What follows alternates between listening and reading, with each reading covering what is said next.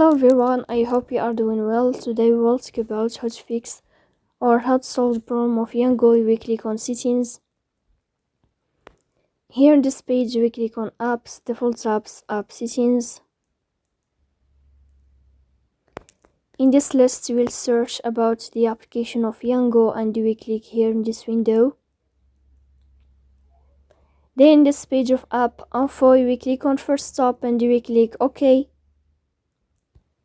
Then we will enter to the window of storage. Here we click on clear cache.